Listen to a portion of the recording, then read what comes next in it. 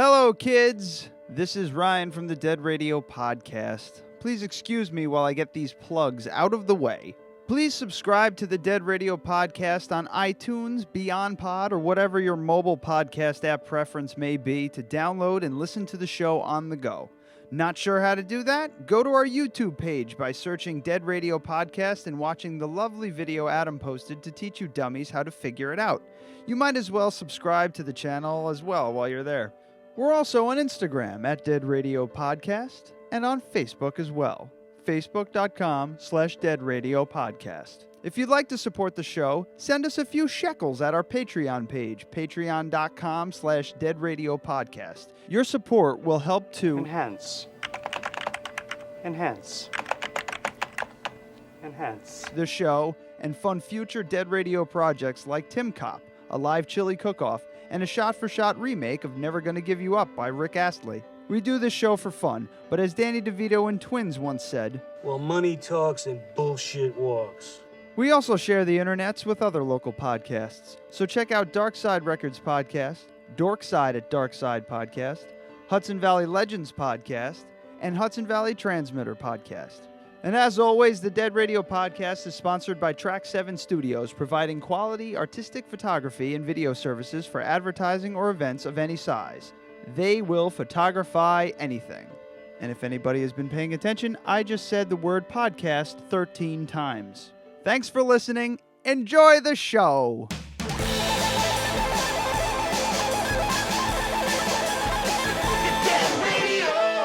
This is the latest disclosure in a report from National Civil Defense Headquarters in Washington.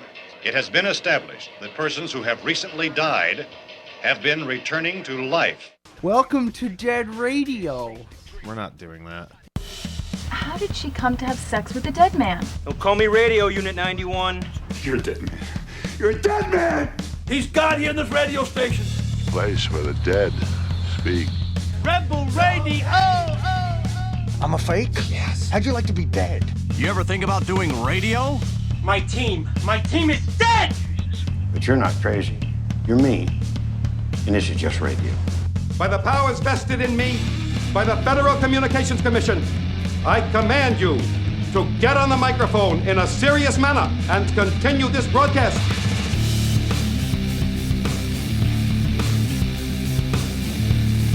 All right. Here we go.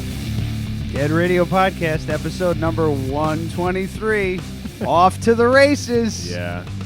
I remember the other day when I was like, Jesus Christ, that was 22 weeks ago. Yeah. Where is the time going? Mm-hmm. We're going to be dead soon. Yep. Anyway. And then that's going to all make sense. I don't know what that means. Anyway, we're back again. This week we have a guest. Thank God, last week was difficult. Yeah? Yeah, actually, having to come up with content. I was fine. I haven't had fine. to do that in a while. Yeah, how did that even happen that you guys were all by yourselves? I saw you. It just works out where... Yeah, just sometimes. we had somebody cancel on us. Yeah, Cousins Revolution Ale Works canceled on us like 10 times, so... To be fair, they never really gave me a definite for any of them. Yeah. So I just told them, let me know what Monday you can come in next month. I just booked our the Crafted Cups UPS driver for July 24th because they haven't given us an answer yet. So that should be a fun show. That's gonna be a great show. Adam's man. And he's our big shout out to him. He's like our newest super fan next to Ollie Gallo and bought a T-shirt and everything. Yeah. So Logan Callahan in studio. How you doing, man? Good. How are you guys? We met at the Dark Side Bazaar. If anybody who's been constantly listening to the show, we mentioned you and a bunch of other people that we met at that thing, and you were super aggressive about coming on the show. Yeah, I mean, as soon as I saw you guys, I was like, "Fuck, that's a good opportunity." So let me jump on that. Yeah, any opportunity to come play and just hang out, I try to take up that as much as I can. You're gonna get 10 people listening to your music, and it's gonna be great. Yeah. Hey, that's more than most of my shows, so I can't complain. Yeah, I've been listening to your album for, I don't know, the last couple weeks, just getting familiar with it, man. Yeah, And yeah. the first thing that I heard right off the bat was Mad Season. I don't know if you know Yeah, Mad for Season. Oh sure. yeah, definitely. Yeah. But from what you were playing, when you were noodling on the guitar before, you most likely know who the hell they were. Yeah. Oh you know? yeah. And yeah, man, it's really chill, really cool, and I definitely get the grunge vibe from it, but it's more on like the poppy end of the grunge spectrum, in my opinion. Yeah, I guess you could say that. Those are definitely like big influences for me. Actually, only really just recently listened to like the whole Mad Season Above album. Probably like within the last year or so. Because anything that I really get introduced to in like the grunge scene is all by way of Chris Cornell. So when he was doing like his songbook tours, he started covering River of Deceit, and then he actually sang with them back like January 2015 and did a whole thing with them. Yeah, so I appreciate that comparison. That's cool. How old are you, by the way? 22. Okay. Yeah. It makes me so happy to see like you and Francis Dean, like people in their early 20s who weren't alive when this stuff was really popular. Oh, yeah. We were kids, so we were introduced to it by like older brothers of friends and stuff like that. So even we were a little bit young for it, but it wasn't out of the ordinary. And now to see people that were not even alive, people that were You missed the boat by a long time. Yeah. I mean, I was born 94, so like that was when Super Unknown came out, like that same year. And I mean, my mom just always kind of listened to them, and she has her whole stories about how she was introduced to Chris Cornell by way of like a cassette tape she had that had like some Temple of the Dog songs on it. I think for me, I'm just waiting for him to ask if your mom's single. I was just like, No. your mom is. Yeah, no, my God, mom and your mom in was love with probably Chris Cornell. she was probably like that exact age where that music was the most impressionable. I would imagine, right? Yeah, she was late 20s. Oh, good math. So yeah. yeah. But I think Shit. for me, more so, Audio Slave was big when I was a kid. Oh yeah. So then you kind of backtrack from there. I mean, like Chris Cornell was my fucking idol. So I remember. I remember when that. he I died, remember it that was band like, formed. Yeah. Oh yeah, that was a bad day. They were originally called Citizen, I think, and then Yeah. or no, I'm sorry, Civilian. Civilian. And then I heard a demo of that song, and it just was really dirty and not polished at all. Back when you can you could still use Napster and Kazam or whatever the hell it was called. Yeah. Not Kazam, that's a Shaq movie. Kazaa, that's the one I'm Kazaa. thinking of. I've never even heard of that. Yeah. So. Nope, because Shazam is the Shaq movie. Yeah, now that I got that straight, I can move on. I remember WRV Gilmore. He just was like, I was with Tony, a friend of mine from high school, and I don't know where the fuck we were going. We were just driving around town in the car, and they were like, "Oh, this is the new Audio Slave song," and it was out already what the real name of the band was going to be. Yeah. And he played it back to back. Like he played it, and he was like, "Oh, I accidentally hit play again," and then just back when they used to do cool shit like that. Yeah. But yeah, So that was- like press a button and a song played. but twice. Yeah, They not played it twice. record all their breaks and then a computer man. does all of it. Was that Cochise though? Is that okay? Yeah. Yeah, that was Cochise. Yeah. And I lost my fucking mind. I was like, wow, this is actually, Oh, this that is song- great. that This is song better is than I thought it was going to outrageous. be. I used to play Yeah, that everybody years was back. really worried. Yeah. Yeah, and especially because there was stuff surfacing in the early days of YouTube of him doing like rage covers at some of the shows and stuff. And Yeah. they were not good. Yeah. Because why are they doing that? It's Yeah. like a totally Yeah, different yeah. register. He has I've a good yeah. voice. Zach De La Rocha does not. Chris Cornell does not rap. Why are you doing this? Yeah. It Yeah, I've worked out definitely seen nicely. some of those Bulls on Parade and whatever else them playing in Cuba and I saw them wherever the hell. I saw them at Lollapalooza. I didn't realize how huge that would be. Now thinking back, actually, just now thinking back on that, I was like, I'm in my head. I'm just going, wow, Jesus! I saw Chris Cornell and fucking Tom Morello and the boys. Yeah. But that was the first time where I actually watched, Tom Morello play live, and I was like, oh no, he can really play. Yeah. Yeah. It's not all noodling just and like effects sounds and- and yeah. garbage. Like that motherfucker can jam. He can fucking rock. But yeah. how bad was it for you when Chris died? It's one of those. I'll always remember the day because I I'm trying to think when. So it was July 17th. So I just graduated college like a little over a month ago. So I remember I was up till like midnight finishing a paper, submitted it, and went to bed. And my dad actually came into the room and it was like, Chris Cornell's dead. This is like 5:50 in the morning. So I'm like out of a dead sleep, like, what? Like, what's going on, right? So I'm kind of like, drowsy, like rubbing my eyes, whatever. Get up, go to the computer, and then it's just like you're scrolling through, and then you're like, oh shit. Yeah, and like bam, it didn't hit bam, me bam. until like I saw his face with like 1964 to 2017, and then I just started fucking bawling my eyes out. Yeah. Like it's that bad for me because he No, is I like have my been- idol, That so was like, me when Lane Staley died. yeah. And when Chris died, I was kind of like, I wasn't like so much upset as I was angry. Yeah. That was more for me because I'm like, I you can gotta hear be that. fucking another one. Like, Yeah. that was just Oh, yeah. rage at that point. Yeah, I 'cause mean, I'm the just last sick of it. year or 2 years, Prince, Bowie, Scott Weiland. Yeah. Yeah, no, so Lemmy. it was bad. Lemmy, I was trying to remember Lemmy. Yeah. Yeah. Yeah, it's pretty fucking brutal. Yeah. But so all my mistakes. This is your first. It's 6 songs. Yes. Yep. I'm not like. Yeah. I'm not losing my mind. You're not calling it an EP though. A lot of people would call that an EP. Yeah, I mean it's hard. I actually looked that up for a while to try to figure out, and there's like a British system that they go by to whether you name it one way or the other. I feel like it's yours. You do whatever the fuck you Yeah, want. exactly. Like an album, they say it's like, Yeah, it's you either could call this 25 album minutes. the longest album ever made. It doesn't matter. It's what you fucking called it. They say an album is either 25 minutes or 4 or more songs. So I'm like, well, I'm at 24 minutes and 55 seconds or whatever it came out to, Yeah. and it's 6 songs. So like, I call You just it put an a hidden album. track at the end. Yeah, just something. Yeah, like 4 know. seconds. Yeah, you just That's all. playing like tapping on a pepper shaker. 7 minutes of silence or some shit like Yeah. that. There you go. Yeah, that You're would have all worked. set. But yeah, I mean, I'm calling it an album. You remember hidden tracks? Oh, they're I the love best. hidden tracks. Yeah. Was All by Myself by Green Day at the end of Dookie. Their drummer Trey Cool singing.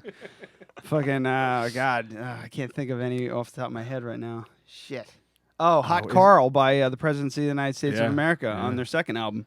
Didn't who the fuck was it? It was Tool, I think, where it counts up to like fucking 69 tracks. Yes, Yeah. before Flood. Yeah. yeah. At the end of You just look at your CD player, your fucking Discman, and it goes like whatever it is, like 12. Yeah. And then it goes track 13, 14, 15, 16. And it takes like 30 fucking Yeah. seconds Oh shit. to get to I That's think it's cool. track 69. Mhm. Yeah. Korn. What was the album? Follow the Leader. Started on track 13. I bought my brother bought the album and tried to play it on my CD player, and it just started counting. I'm like, Yeah. there's no tracks on this CD. What is this? Let's take it back. We went back to like Media Play or whatever the fuck, and we're trying Oh to my turn it God. in. Yeah. And the guy's like, no, we're getting this a lot. It starts on track 13. I was like, that's fucking stupid. And he's Yeah. just like, I know, but whatever. And Yeah. Do you remember Chumbawamba? Yeah. They had a track that skipped. cocksuckers. Yeah. Some Andy Kaufman bullshit. It's funny now, but Imagine hundreds and hundreds and hundreds of people, because that song was fucking huge. Tub Thumper. Do you remember that? You were not born yet. No. if you want to get into No, a you were band, probably like 3. if you wanted to get into a really technically sound, very classic band, Chumbawamba. It's I don't know terrible. if I It's believe terrible. So it was the Gangnam Style of fucking 1997. There we Yeah, go. everybody was into it. Everybody Yeah. had the album. And you bought the album and you go, why didn't I just buy the single? That's the only one I want to listen to.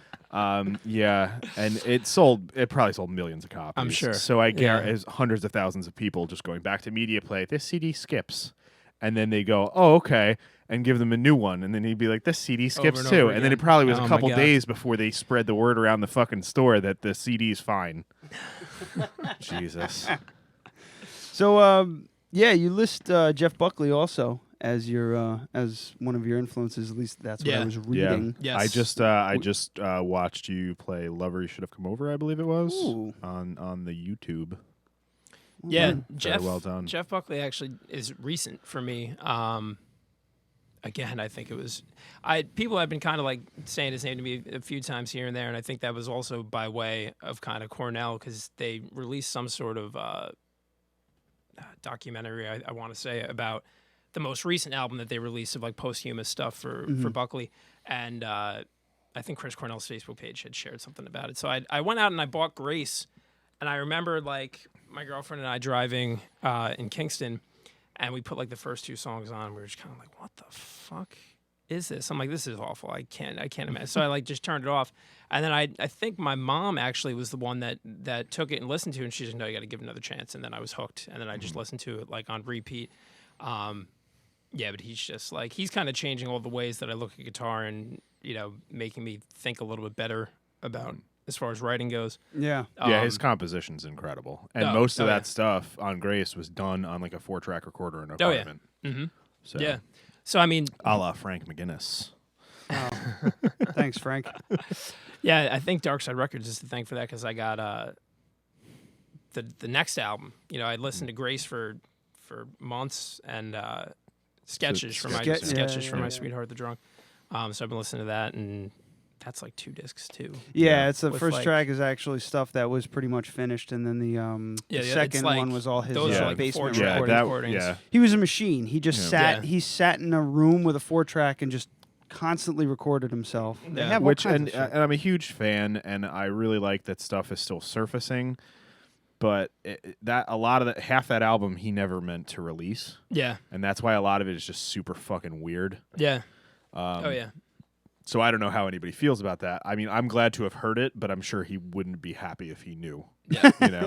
Yeah. No, I mean, the first disc I love, and I'm sure I'll end up liking the second disc if I give it another chance. But, you know, it is so unfinished that I don't listen to the second disc. And then, like, the first 2 songs are the same 2 that are on the first disc. Like, I couldn't find anything different about. Yeah. Trying to think what songs they are now. We have the internet. Have you heard Live at Chennai? No, that's on my list of like things to buy. It was out of print for a long time, so I was like, I coveted that album because it was hard to find. I got it used, and I got it used at Rhino Records back in the 90s. Yeah. And it was completely out of print, and then they re-released it. Not recently. I mean, 10 years ago, maybe. Yeah. Yeah, so I think it's Nightmares by the Sea, right, and New Year's Prayer that are just like, it's the same tracks. Yeah. I think it says they're a different mix, but like you can't really tell that they're any different. Yeah, it's, you know, they were just kind of, I think they were just stretching that one. And then but then, like, you got like fucking, I'm looking at this track list and I'm like, son of a bitch, Your Flesh Is So Nice. That's that weird one. That's so fucking strange. So nice. It's great. I was like, I wish he really put this one down. This is wild. But yeah, man, he's a good, you know, he's a good musician. He's also take cues from. Yeah, I've started throwing in a lot more falsetto into performances too, because I have that range. So it's like I've just been doing it for some of my own material. And I always tell people else. I'm a sucker for falsetto. Like yeah, Queens of the Stone Age, Jeff Buckley. You know, when that shit pops up, I'm like, oh, I might give it an extra listen. That's our Royal Blood. I don't know if you've heard them. They're pretty. I know new. the name. Yeah, I definitely know the name. One of the songs I listened to, he had like he did this falsetto part, and I was like, oh, I gotta listen to these guys a little bit more. It's just the way it goes with that shit. Yeah. But yeah, man. Really digging. What like? Talk to us about the recording process, because this is like, you know, the jewel case and the whole 9 yards. Yeah. It's looking nice. Yeah. Where did you record it first? So it's actually a long, complicated thing. You can shorten it. I could try. We did it with equipment, and that was it. No, my producer actually is now working out in Sound City in L.A. No kidding. He's like the house engineer there, which is pretty awesome. His name's Dave Anderson. So I was introduced to him by way of a good friend of mine, Ian Flanagan. And we actually recorded the second track, Sunrise, as like, Dave was like, oh, you want to do like a single? So we went out. His grandmother goes to Florida every year. So they use the cabin that she owns in Saugerties. They move all the furniture out and they just kind of record albums in there. So we went in like February of last year, did that track. And then Dave approached me and he's like, do you want to do a whole album? And we can just kind of do it as you'll pay me when you get the money. And I ran an Indiegogo campaign and all. So just over the course of like 2 weekends in the cabin in April, we did, you know, we tracked drums first and everything and just kind of hung out and did all the songs. And then the fifth track on the album we actually did at Bard College, where I was a student. We went into the studio one night, Dave and I, and tracked that all in like 2 hours. Yeah, so then I kind of wanted the jewel case look because I'm a fan of liner notes, so I needed to have the liner notes, and that was the most economical way to do it, was to just get the jewel case, do the liner notes, and then there's the package that you have. I'm one of those guys. I still buy CDs. Yeah, because so do I. I have to have them. Yeah. I have to have something tangible. Yep. That way, even if I have to buy an outboard fucking CD-ROM drive to get, to rip them all, that's what I need it. Well, we had Babe Patrol. We did an interview with them after the Dark Side thing. And I bought the album because I do like to that support the record is bands, so buy the fucking good. albums. Yeah, It's so good. and again, I buy it and I go, okay, Ryan, you're gonna need to rip this for me because I don't have a CD-ROM drive or a DVD or a CD player. Yeah. CD player in your old car, which is now mine, does Which not I work. think is crazy. I mean, it is just a sign of the times. But like, I remember talking about my album to my cousins, and they were like, "Oh, I don't even have a CD player in my car." I'm like, "What the fuck? How do you?" Because I don't do anything on my phone. Like, I have a piece of shit phone. I'm waiting for like new cars to not even have them. You know what I mean? Yeah. Yeah. But Yeah. So it's it's just kind of it's kind of like a dying breed, but at the same time, like that's how you sell at shows. You know, it's just like give somebody something to hold on to, and then stickers. Gotta get stickers. Yeah. We got I'll have to 250 mail of you these. guys We got 250 stickers. of these for $20. Yeah. So I owe people stickers. I have all my things from my Indiegogo campaign. I owe like private concerts and videos still. And it's been like almost a year. Oh, no. But yeah. Hey, you're as bad as we are. Yeah. But I mean, I'm slowly getting it together. But all the merch, got to get that. Well, it's what was it? Stickerguy.com. I think it was the sticker guy. Yeah, stickerguy.com. Sticker guy, yeah, or just Google the sticker guy. Francis Dean turned us on to him. They did a great job with our stickers. So Sweet. give him a plug. Yeah, no. And for look that up. that's what, less than a penny a sticker. Yeah. You can't find that anywhere. I mean, it's just single color, but. No, that was my wife just dropped a seltzer down the stairs. Way to go, Brooke.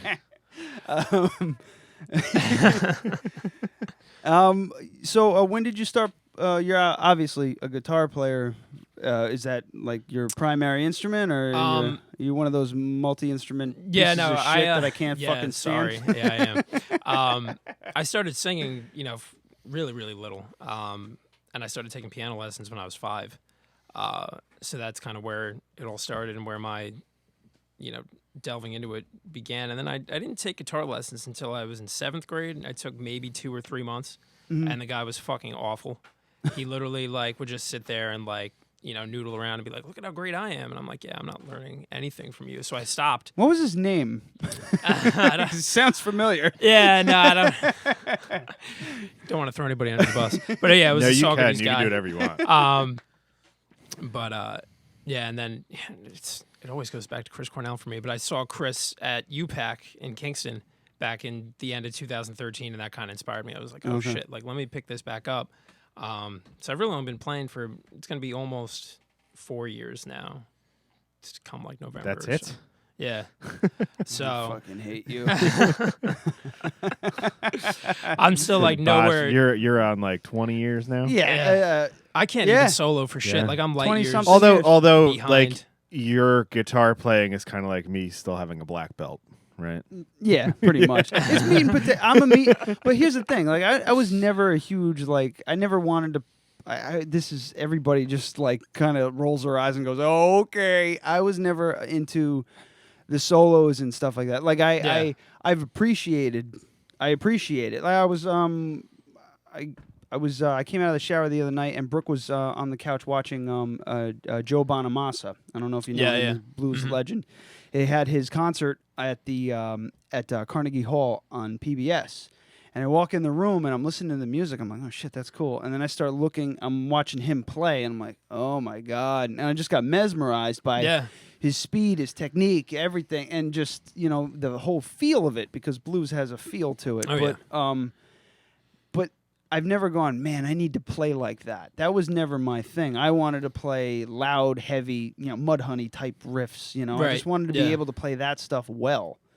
And I was never a leads guy. Yeah, you're not a leads but I guy. think that's No, what I'm not. I think that's I'm what not makes yet. you a good producer, though. You know, I guess I don't know. that's like who called me a good producer? well, no, wanna not name not it. on the show. He just did. Not on the show, definitely not. But like your music beds and stuff like that, that stuff's all really good. But nobody goes to fucking like Berkeley School of Music and goes, yeah, I want to make music beds for radio shows. Like nobody does that. Fuck you. You know? No, I'm saying they just no one aspires to do that, but somebody has to do it, and somebody has to be good at it. Yeah, and, someone's got to be the rhythm player. Yeah. Yeah.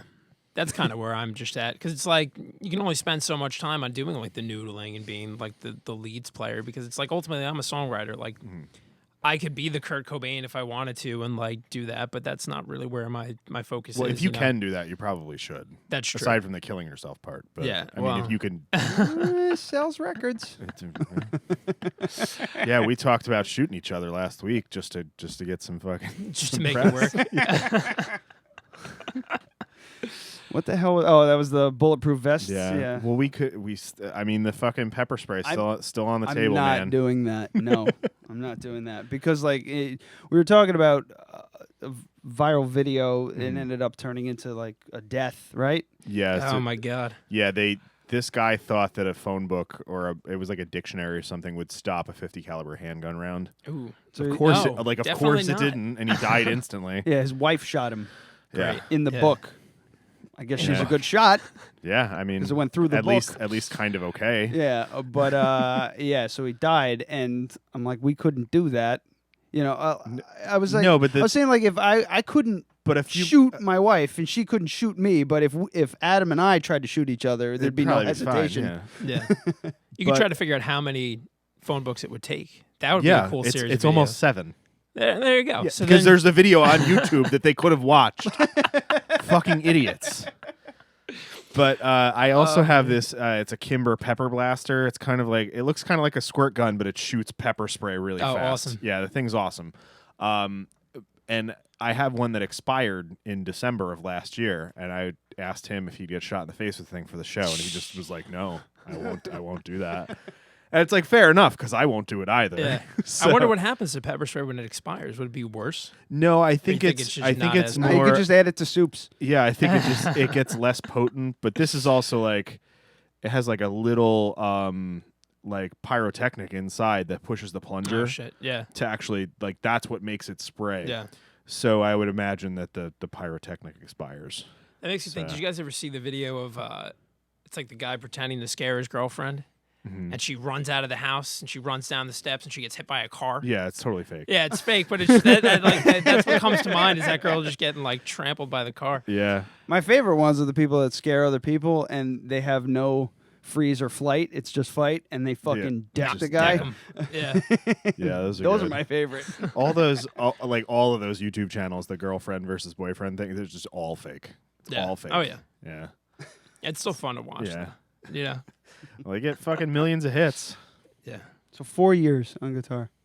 Yeah, that's it. Jesus Christ. That's it. So And it's a nice guitar. yeah. I want to I talk. I actually, want to talk shop because you pulled that out. And I was like, "What the fuck is this thing?" Yeah, I was looking for that one for a very long time. You know how it is when like you know trying to get ready to. When I was getting ready to start going out and gigging, I was like, all right, so I need an acoustic electric that I can go out and plug in. And I was actually down in Yonkers, the Guitar Center with my aunt like years ago and played that, and I was like, this is fucking it. This is what I want. And then it took years before I even bought it, and I just kept going back to that because I remember I went up to Albany to like Guitar Wayne. Center again. It's like Wayne. Yeah. Stratocaster. Yep. Oh yes, It will be mine. Yeah, but I mean, I played so many things, and it was like What was the first nothing thing that you compared. played on it? I think it was Fell on Black Days. Oh, okay. Yeah. I was gonna say if it's Come As You Are, I'm gonna give you a oh, big God. hug. No, it was Fell on Black Days. I remember There you playing go. that in the Guitar Center. Actually, when I bought this one though, I think it was like when I played it for the first time before it was mine. It was Fell on Black So Days. it's probably not that guitar. It's just the no, same no, model. no. But Okay. when I got this one in the mail, it was Nutshell. Ah, Oh, I that's played Nutshell. nice too, Yeah. It moved a little. Yeah, it's fucking nice guitar. Yeah, man. no, I it is mean, I'm nice. not a I big. get compliments on it a lot. I mean, it's not like real wood. I always everybody like is like, oh, Martin, and I go, did you play other stuff first. Yeah, Yeah. Martin No, is I did. great, but I played a lot I just of hate different how much praise they get. Yeah. Yeah. It's like there's other really good, Takamine's really good, Tacoma's really good. Yeah, yeah. There's other acoustic guitars out there that are so good, but everybody plays a fucking Martin. Yeah. No, I have a Everybody lot of plays a friends that Martin. play Takamine, and then a lot of people too that have Taylors. Oh, Taylor, yeah, that's the in other like one, our too. area. But What did Frank play? Do you remember? I don't know. It was like a ukulele or something. It was this tiny little acoustic guitar. I was like, all right, whatever, dude. go for it. Yeah. So what is it? A Martin what? I see Custom X series. Yeah, I don't it's know like if there's anything more to it. I don't remember the model number at the moment. It's like an X1 000 CE, something like that. And it's not wood at all? No, I mean the neck is. Like, So- the neck is Ooh. definitely What the fuck likes wood is the that? neck. But and like the inside is braced, but like the top is Yeah. like a laminate something or other. It's pretty as hell. But yeah, I mean I dig it. The tone knob is really cool because when you plug it in, you can press it and it gives like different EQs. Oh, it's wild. But It's something like it looks like something like fucking James Hetfield would have. yeah, It doesn't quite match your music. No Yeah. offense. yeah. Well, Yeah, it's like if I were to custom design a handgun, it'd be in that color scheme. everything's got to be in It's black. got that nice gray, and then it's like a flat. It's like a semi-gloss, maybe. It's a bitch to Flat-ish keep clean though, semi-gloss. because Yeah, it's like it's that fingerprints. matte, so it's Yeah. just like I constantly have like a cloth in my guitar. To like. I learned Just cover it in stickers. Yeah, there you go. My first. I was gonna start doing that with my case. Actually, I was gonna start throwing. Well, here, all take the a Dead local Radio bands. podcast sticker. There we go. Take 3 or I'll 4. start. I have this and Bay Patrol stickers and Shadow Witch and Yeah. Ah, you know. friends with Shadow Witch, eh? Oh yeah, Shadow yeah. Witch is the Earl. shit. Earl actually was my girlfriend's coworker. So Oh yeah, we've had them Earl on and the I show. chat all the time, and We have their. Yeah. I have their sticker on my boosted board. And yeah. the So I fucking- saw it yeah. over there. Yeah. Oh, Yeah, those they- guys are great. Yeah, good dudes. Yeah, that was like our first having a band in show. Yeah. Did they Yeah. play or was it just No, they just it's chatted? just too many people in this Yeah. kind The of whole space. fucking There's no band way. was here. Yeah, but we had the whole band see in, it. which Yeah. again I don't think that we're gonna. I don't think we're gonna do that anymore. Yeah. Because it's not productive. Right. Yeah. I can't imagine you get there's- anything done. It's just like So, bullshit. yeah, left and right. somehow you have headphones in. You can hear that other people are talking, and yet you still have a side conversation. So there's 2 conversations going on at once. It's just, and it's not just that. Yeah. It's like it's been every time we've had more than 1 or 2 guests. Right. Like once you hit that 3rd guest, and now there's 5 people all trying to talk, doesn't just work. doesn't work. So I Yeah. think we got to cap it at 4. No, but those guys Yeah. are awesome. I remember the first time I saw them play, I got like a very Godsmack vibe to what the guitars were doing, but the next time I saw them it was a little different. So their sound is definitely changing, Yeah, I think, from we haven't seen them in a while, and then they're probably Yeah. they're probably playing newer stuff now. yeah. Yeah. I mean they're They playing gig a lot August in 12th. Kingston, They're so- playing August 12th at the Anchor in Kingston doing like Yeah. Sun Killer live. I Right. think they're trying to like record the album. And you're out of Saugerties, Yeah, right? So yeah. you're kind of right around the corner to their stopping grounds. How Oh, far yeah. is out? Kingston's like 20 minutes. Oh, okay. I'm pretty much in both towns all the time because that's where my girlfriend lives and that's where I work. So it's just always back and forth. It is really seeming like there's a ton of stuff coming out of that area now. And there's Yeah, I mean fuck all there's here. so many. Yeah, is that right? Yeah, Yeah. I haven't met anyone in Poughkeepsie that's like in a serious band. Wow. You meet Yeah. a lot of people who are like, "You guys have an open mic soon," but Yeah. like not. And I'll No, just we be have- like, "Well, it's gonna." We work at a coffee shop here in Poughkeepsie, Yeah. but people will be like, "When's open mic?" And I'll be like, "I don't know, maybe 2 or 3 years. Ask Tanner. I have no idea." But I was like, "Do you have a card? Do you have a sticker? Do you have a name of your band? Do you have anything on SoundCloud? Maybe we can have you on my show." And they're like, "No, I don't have any of that." Yeah. And it's like you're just going by your own name. You have no online presence. Like, what the fuck are you doing? Yeah. You Yeah. know? No, we have a pretty big scene out there, and all sorts of different genres too. Mhm. You know, I'm a little more in like the Saugerties like songwriter kind of group and some of the bigger Saugerties bands. But yeah, there's just so many different things going on. We don't really have any venues though, which Yeah. is an issue. And like There's a even in bunch over Kingston- here, so Yeah, we Yeah. have venues over here, but Yeah. but nothing. No, yeah. no you're better music. off just playing bars. Yeah.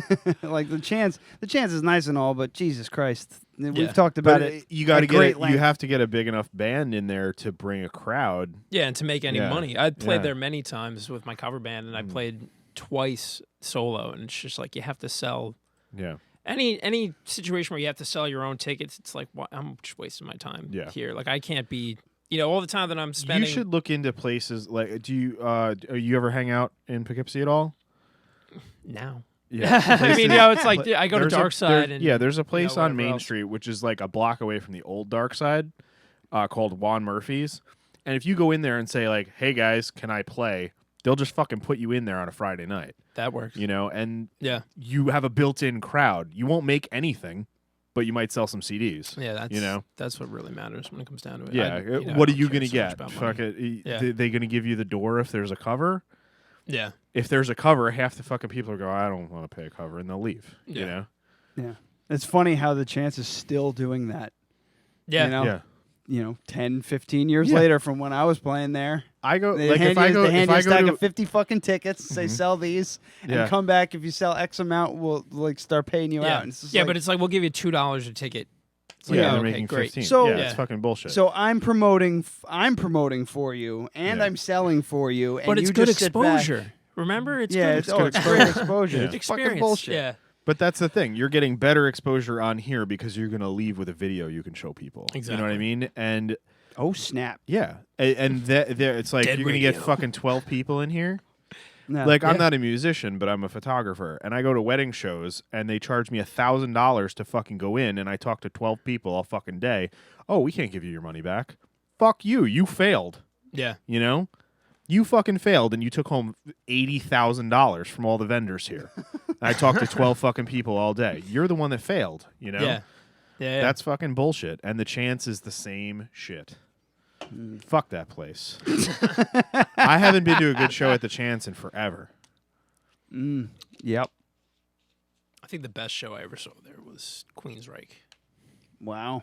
But do you Best not show like, do you I- not like yeah. Queensryche? I'm not. when it comes to like I 80s, couldn't pick like, them out of a lineup. When Yeah. it comes to like 80s thrash metal, I'm out. Yeah, you could No, play. it's not You my could thing. play 10 tracks from 10 different bands, and they all sound the same to me. That- Yeah. that What, fucking what's the, genre. what's the big one? Yeah. Silent Oh, Lucidity. that song is fucking awful. That's the only song That's I like- know from them. yeah, because but that that was their song most is popular awful. song because Yeah. it sucks. yeah, that's like one of those things where it's like people are like, oh, Black Hole Sun. It's like that's not their only song. Yeah. You know, like Operation Mindcrime is amazing, and that was their like concept album. That was the album before Silent Lucidity. But yeah, but the Chance is just very hit or miss. A lot of that. The best show I've ever seen there, I think, was CKY. Oh, I That was didn't get a fucking chance great. to see them. Because it was sold out. I've never been to Yeah. a sold out show at the Chance, aside from the CKY show. I saw the Spin Doctors there one Yeah? time. That was fun. And boring as shit. I also, I forget what the fuck it was. I think it was Sponge. Yeah. It was the lead singer from, fuck, I'm going to blank on it now. Gin Blossoms. Yeah, he was Wow. touring solo. Oh boy. And it was him with an acoustic guitar and a dude with a stand-up bass. And this fucking guy, he played 3 songs to not an empty room because it was for Sponge, so they still have a pretty good draw. Yeah. That was a good show too, though.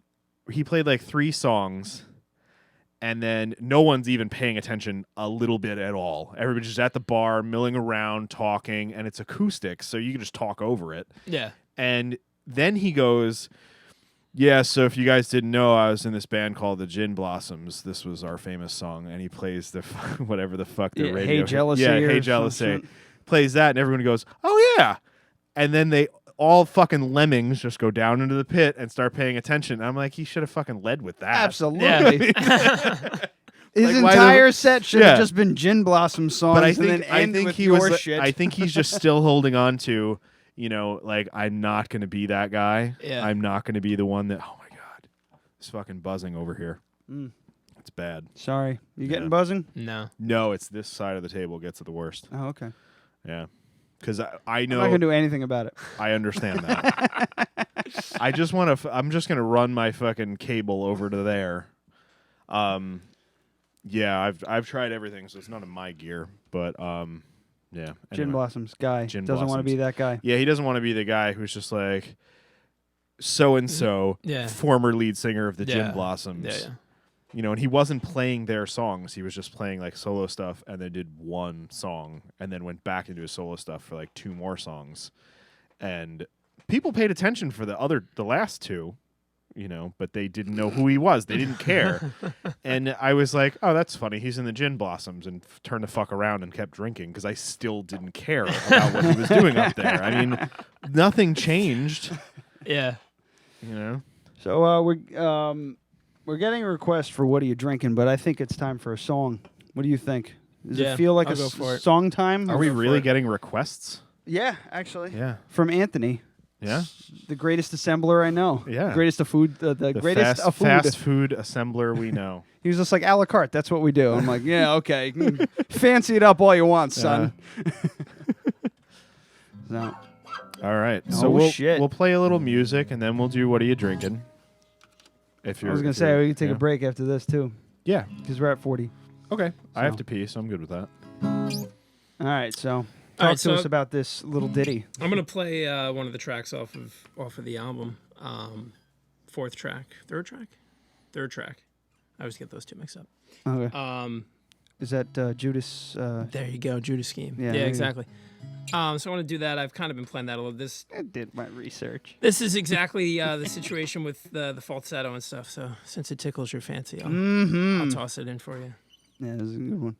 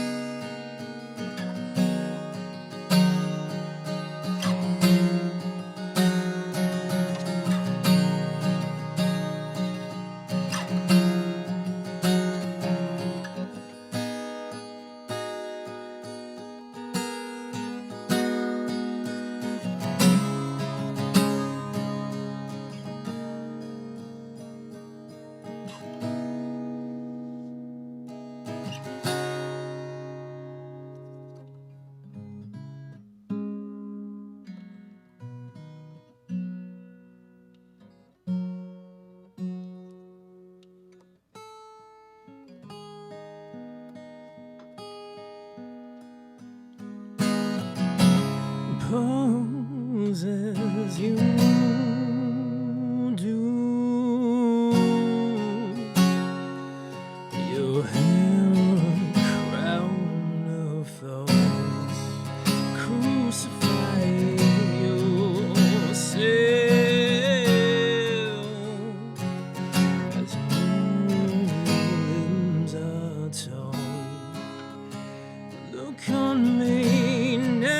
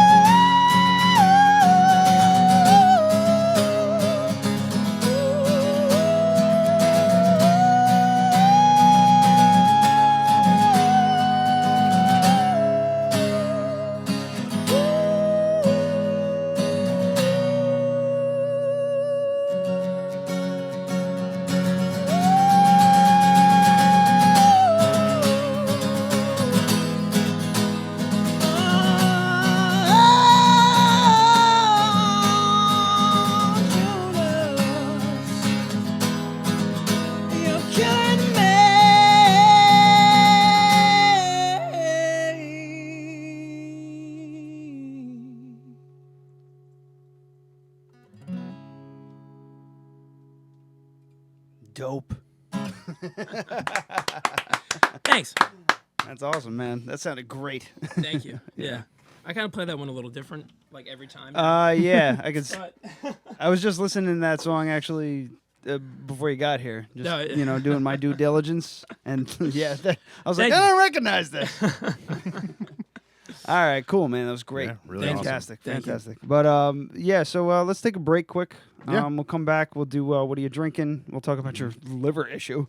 Yeah, I'm very curious Sounds about good. that.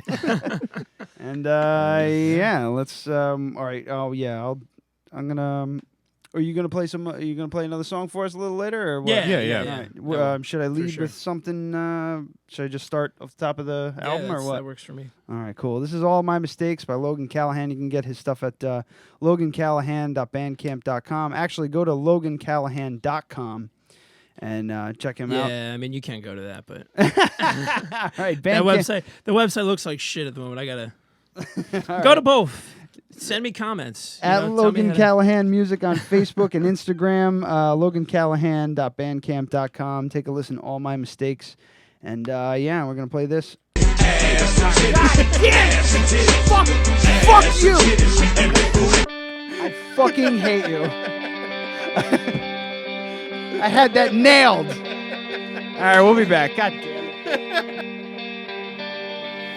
If I fall, would you catch me at all? When I cry, would my tears be dried? And if I lose your grace, would you still hold my face? No, you just replace it. And I don't know if the feeling is mutual. So throwing our pride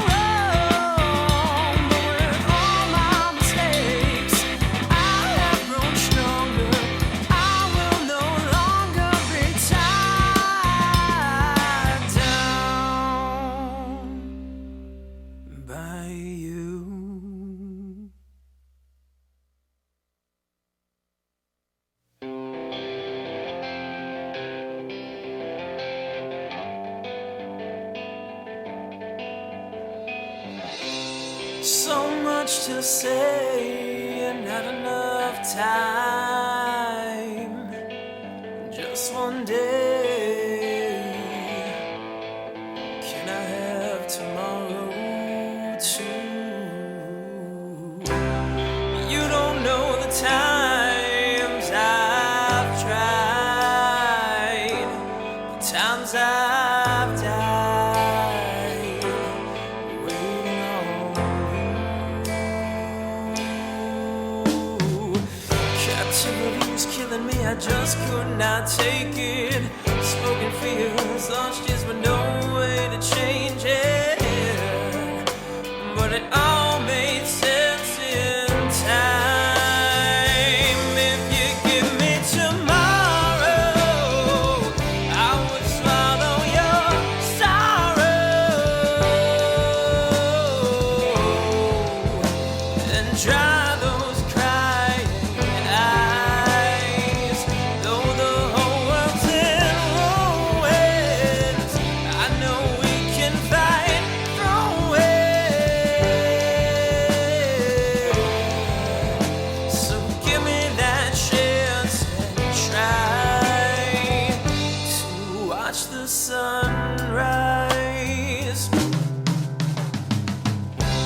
Whenever I'm alone by myself, there's someone else whose presence I'm feeling.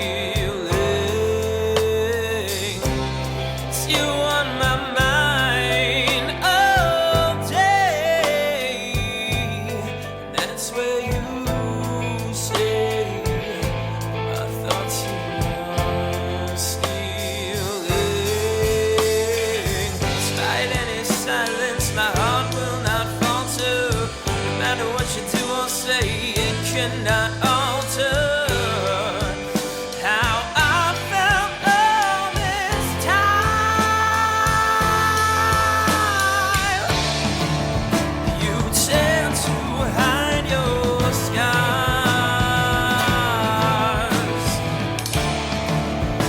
but they don't spell who you are.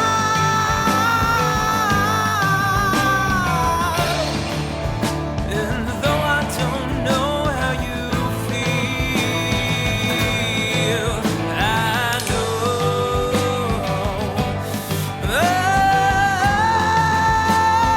Oh, if you give me tomorrow, I would swallow your sorrow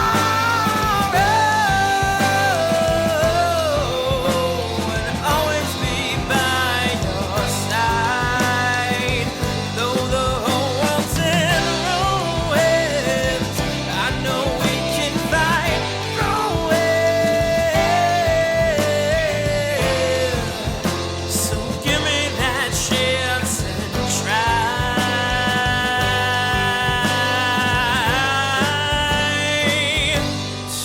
to watch the sunrise.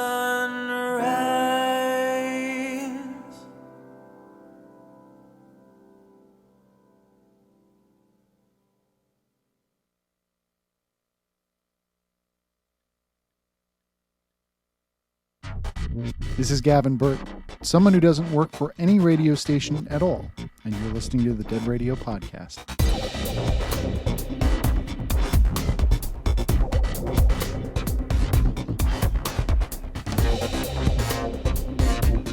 Oh, yeah.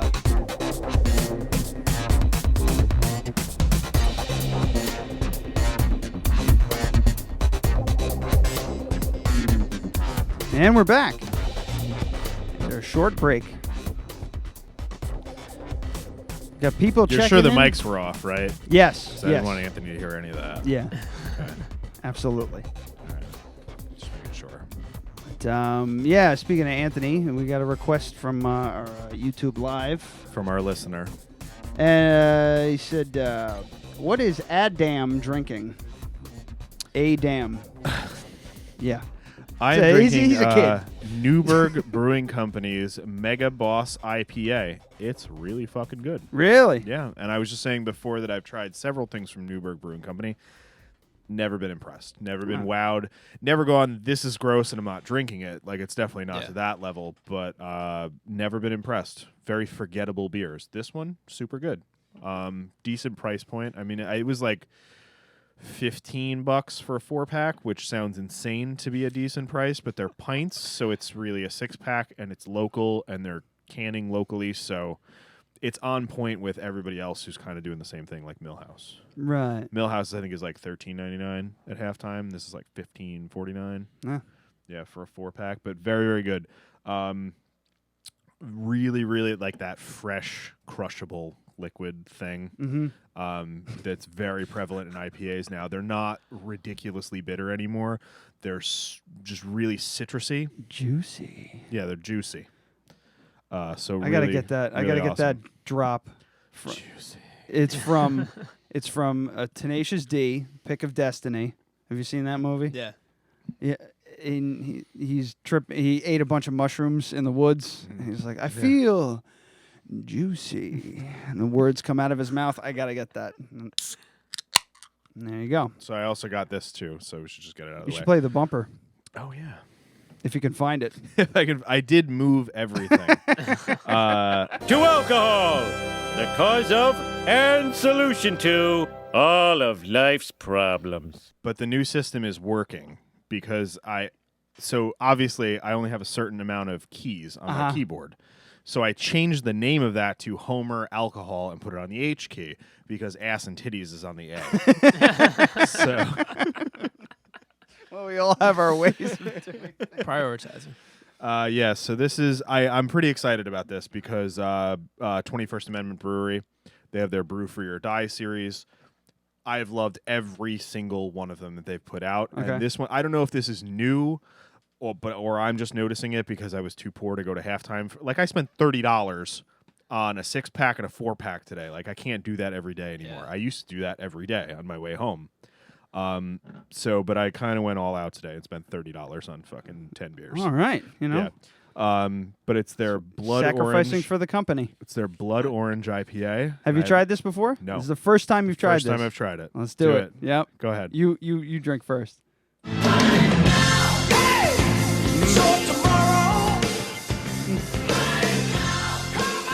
Wow. Is it everything? It's fucking amazing. Yeah. I've had a lot of blood orange beers before, but this is by far the best one. It does mean everything, though.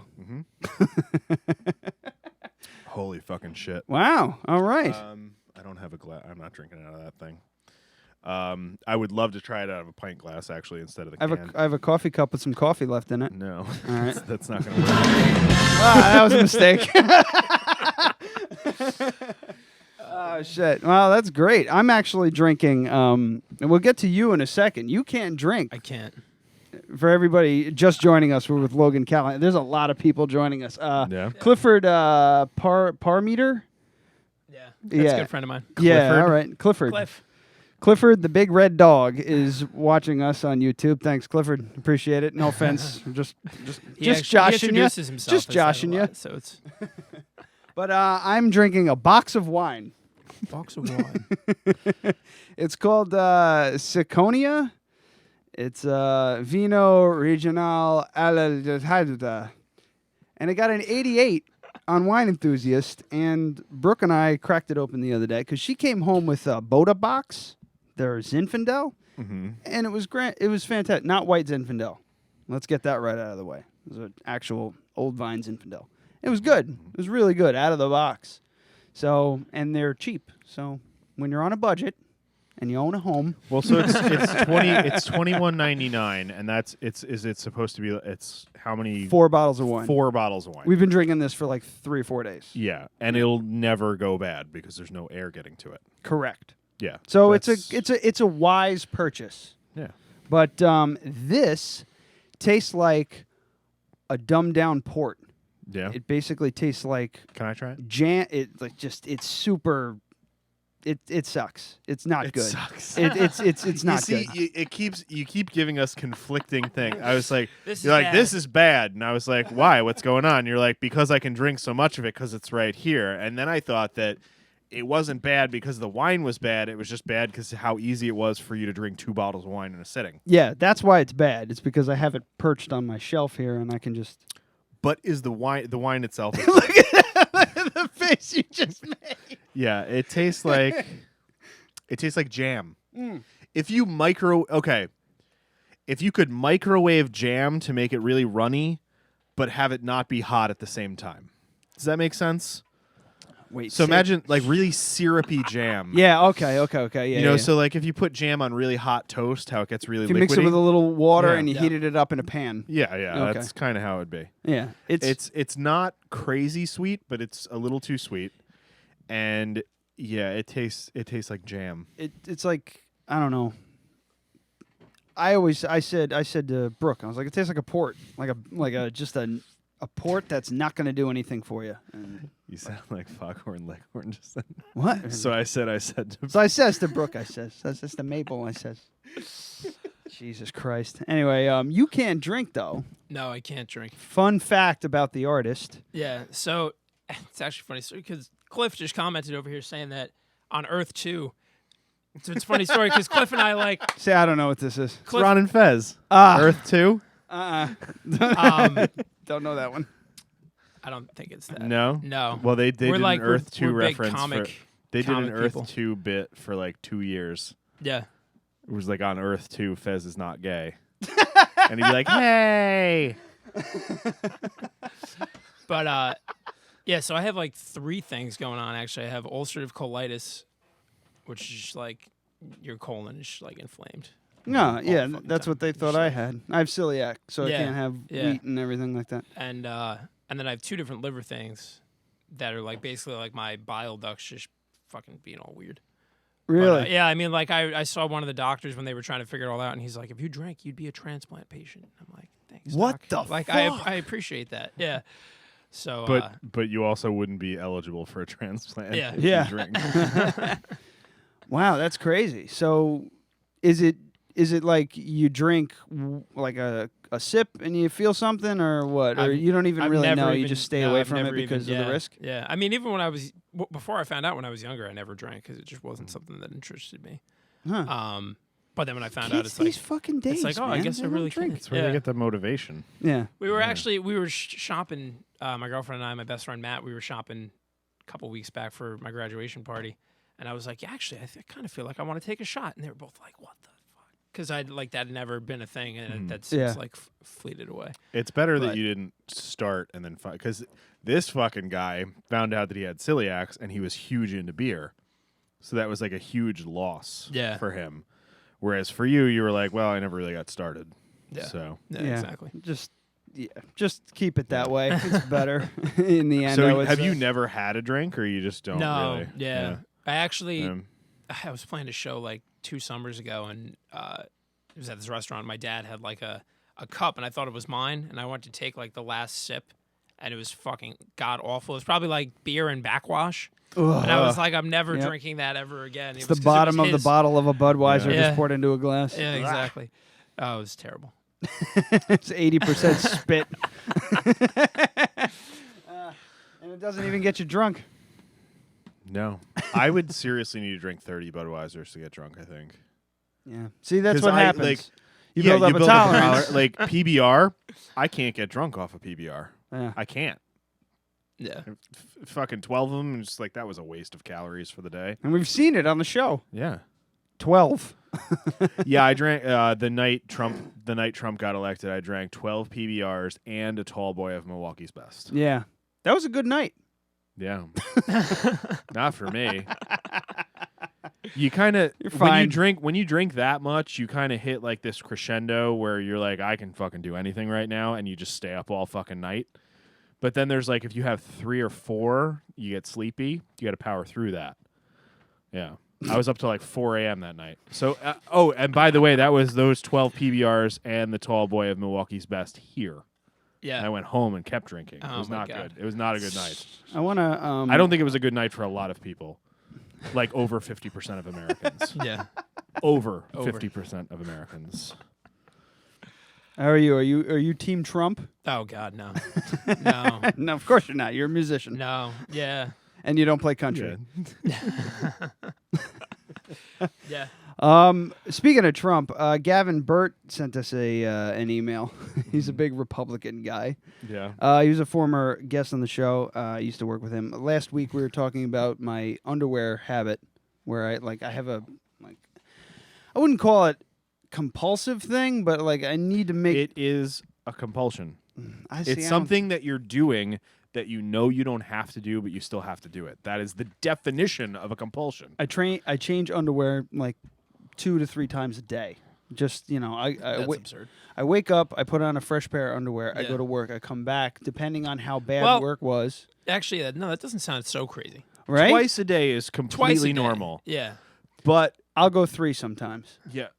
Depending on the day. It's the thing that's weird about it is the example that I gave that makes it weird is you go to work, you have a long day, it's fucking slinging coffee at the coffee shop, you're sweaty, you're gross, you get out at 12:30, right? You open that day, you get out at 12:30, you come home, you take a shower because you have dinner plans, right?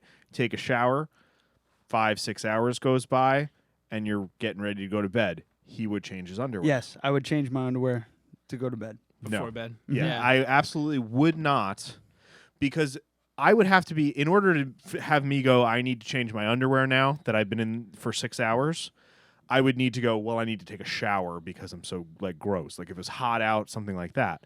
But for you could be in an air-conditioned restaurant, have a nice dinner, come home, sit in the air conditioning, watch TV for 2 hours, and then go, got to change my underwear before I go to bed. That's the weird part. Yeah. Somebody asked me the number of underwear I have. I said anywhere from 20 to 25 pairs. And I have to do laundry constantly. Yeah. Constantly have to do laundry. I would say it's more like 20, I would say. But that's a lot of laundry, though. I asked for emails, ryandeadradio@gmail.com, to see what other people's underwear habit is. And, Gavin, this is his email here. Hello, Mr. Bosch. I realize I'm late for getting this on Monday. Yeah. Oh, yeah. I'm going to write that. That's another thing. I worked with the guy for 9 years. He's like, Mr. Bosch. Every morning I would walk in. I would walk in and he goes, Mr. Bosch, good morning. And I go, hey, Gavin. Or Gavy. Or Gavman. Or whatever the hell I felt like. Mr. Burt. But I realize I'm late getting this on Monday's broadcast, but to answer your question as a Dead Radio listener, I probably own 20 pairs of boxer shorts. So he's a boxers guy. It's not briefs. I do boxer briefs because... Me too. Yeah. Anyway. Because you're gay. No, because it's sexier. Well, all right. Wait, all right. Because you feel sexy. I feel sexy. It looks sexy. So I've been told. I only have 3 pairs of underwear, which I bought in the Adirondacks when I left my boxer shorts in Albany. But boxer shorts are underwear. I'm thinking he means underwear, but tighty whiteies kind of thing. Okay, so briefs, yes. I only change my boxer shorts when I take a shower. If I take 2 showers in one day, which isn't often, I'll change it twice. I just have 20 pairs, and I guarantee you he went home and counted each pair. Yeah. I just have 20 pairs, so I don't have to go to the laundromat so as often. And not sure if you want to share this on the air. I'm going to, but I have virtually no bush down there, and even 2 weeks growth drives me crazy, and I'll cut it off. As bald as I can get without getting razor burn. I find pubic hair to be the grossest hair on my body, and it simply feels unsanitary. And you know how OCD I am about cleanliness, among other things I get OCD about. And to answer your question, I only wear boxers to bed, and it's whatever boxers I've had on for the day. If it's colder out, I may put on a sweater. So there you go. Boxers and a sweater. Are you picturing that in your head? Oh, I sure am. It's a fucking a sweater that he got from LL Bean or some shit, and a pair of boxer shorts. Oh my God. Thanks, Gavin. That helped. That was nice. That picked up the show in a big way. I appreciate it. He's a maniac. Fucking boxers and a sweater? That's weird. If he said it was a sweatshirt, that wouldn't be weird. Yeah. If you're fucking boxers and a hoodie or something like that. But why would you put sweater? Why would you put pants on? I and a can't t-shirt? imagine wearing a sweater without a shirt under it. So he gets he just wears boxers. Uh-huh. and then if he gets cold, Put the sweater. So Sweater. it's just. Now he said sweater. Is it a sweater or is it a sweatshirt? It's like mom probably- knit him a sweater. I'm going to assume that he Long knows what a sleeve, no sweater hood. is. Yeah. Amber. I'm going to assume that he knows what a sweater is, which is a knit garment. Okay? Yeah. It's about the thread count. There's Holy a shit. threshold where it becomes a sweater, Amber. Let's get That's back. very inside. It's very inside. Crafted cup. No, we don't need to play the whole song. So what's on? Going back to the you, because you are the highlight of the show. Oh, am I? You are, Oh. sir. What's on the horizon? What's next? You got this album out. Or is it more of a promotional thing? You just all right, album's out and time to move on to new stuff. I would just love if he was like, I'm done. Yeah, I'm gonna retire on a high note. Yeah, I have no interest in pursuing this at all. It's just a fun thing to do, you know. No, I think now it's more about trying to just get, it's like you guys have the same struggle. It's just about trying to build a following and build, some sort of fan base and whatever. So my good friend Ian is trying to, we're kind of struggling with it together. So he's kind of setting me on some sort of track to go about. And friends of mine, I think the plan for the future is to do like a couple music videos that are songs that are not on the album in the next few months, and then bring those back to this album. And then I actually have very, very secret plans for a few more months down the line. Well, there's only like 10 people listening. No, but yeah, the next album idea, I think I'm just going to do it straight live. Just going to do like a concert and record all new material. Fucking A. Why not? There's some surprises in store for that. So very cool. Trying to keep some stuff under wraps, but it's going to be very different direction from what this album took. That's what actually was going to be my next question. Yeah, Like, musically, how are you? Yeah, I mean, my influences are all over the place. So it's like this album, like you said, is a little more like the poppier side of it.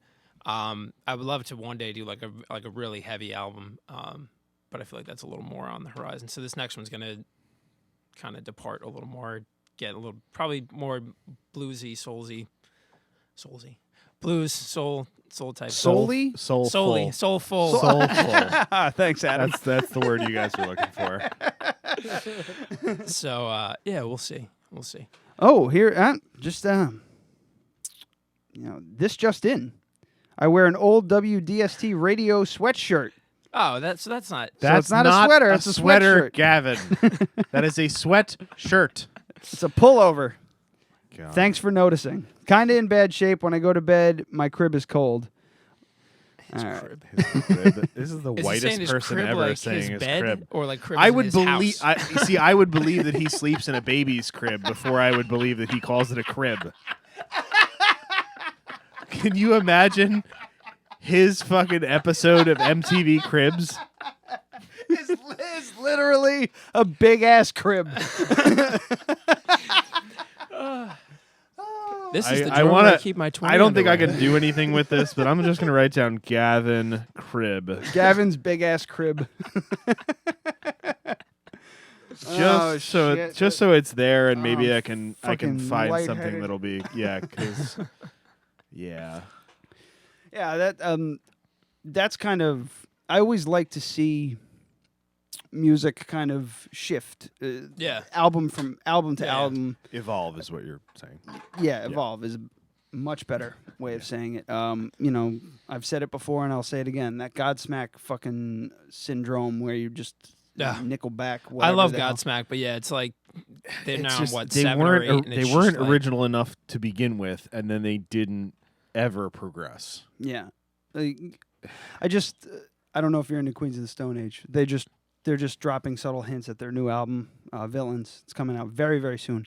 The sound is completely different from the last one and completely different from the one before that. And it just, I like it. Yeah. It gets me kind of like, oh, fuck. It like geeks you up. Yeah. It's just something new, something fresh. Like I'm a huge Godsmack fan, but it's just like every album, it's like, come on, guys, like really, this shit all sounds the same. Yeah. But I mean, I think that's why I'm such a huge Soundgarden fan, because to me, like all of their albums are like totally different. A bit of a departure. It's all still grunge, it's all still rock, but like they're very different from one another. But you can see an arc. Yeah, you can see exactly. You can see as it's steadily changed. And some bands, we were talking about Lion Eyes last week, they kind of go in a direction that you're not crazy about, but at least they're changing and they're doing new shit. Yeah, I'd rather see a band go in a direction where I'm not happy with. Except for Pearl Jam, they should have stayed the same because I'm tired of this crap. Hey man, that's got to play. I don't know. It's like listening to Jimmy Buffett now. Like that's what. Now, never listen to Jimmy Buffett, Ryan. I have never listened to Jimmy Buffett my whole fucking life. It's Margaritaville. Yes, I've gone Margaritaville, and then tried my damnedest to tune it out. That's not listening to Jimmy Buffett. But what I'm saying, I've heard a couple more songs of his, but like that's what the new Pearl Jam sounds like to me. It's just like old guys, playing rock music. It's just whatever. But I go to a lot of weddings, and a lot of people dance to like Eddie Vedder solo stuff. But it's so annoying. But at least it's going on the ukulele. Yeah, from fucking Into the Wild, just like Yep.